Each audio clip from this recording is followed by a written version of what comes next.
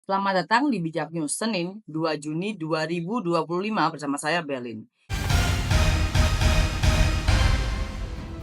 Informasi pertama, pemeriksaan Rismond, ahli digital forensik yang mengkritisi keahlian ijazah Presiden ke-7 Jokowi oleh Subdit Keamanan Negara di Polda Metro Jaya menimbulkan keheranan. Pengamat kepolisian Bambang Rukminto menilai pemeriksaan di Subdit Keamanan Negara tidak tepat karena kasus ini mestinya masuk ranah tindak pidana umum, bukan keamanan negara. Ini menimbulkan kesan serius berlebihan, seolah-olah Rismond menjadi ancaman subversif atau makar. Padahal masalah ijazah palsu adalah isu pidana biasa. Hal ini memunculkan pertanyaan apakah kritik terhadap mantan presiden diolah menjadi masalah keamanan negara yang dapat mengganggu stabilitas nasional, sesuatu yang dinilai janggal oleh para pengamat. Dalam podcast, Refli Harun menyampaikan skeptisisme publik terhadap penjelasan resmi kepolisian dan UGM soal keaslian ijazah Jokowi yang menurut survei mendapat tingkat kepercayaan sangat rendah, hanya 8%. Bukti yang diajukan oleh para pengkritik seperti Rismond dan Roy Suryo termasuk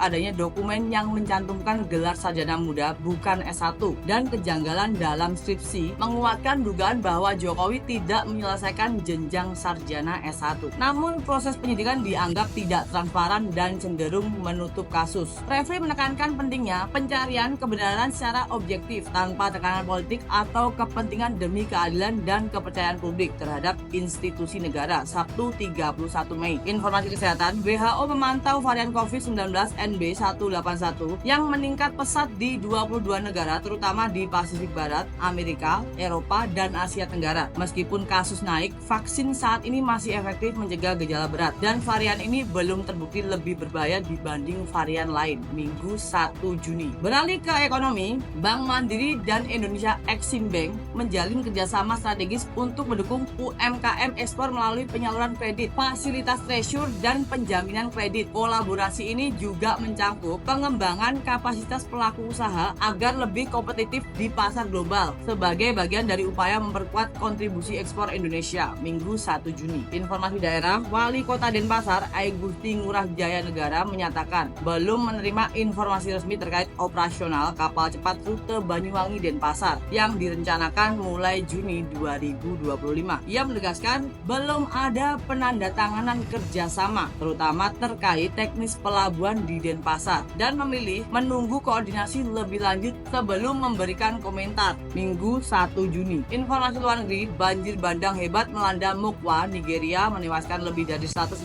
orang dan memaksa lebih dari 3.000 warga mengungsi. Hujan deras yang mengguyur sejak Rabu malam menghancurkan rumah, jalan, dan 2 jembatan. Proses evakuasi masih berlangsung sementara Presiden Bola Tinubu memastikan bantuan darurat telah dikirimkan ke lokasi bencana. Minggu 1 Juni. Sampai bertemu lagi di informasi bijak berikutnya.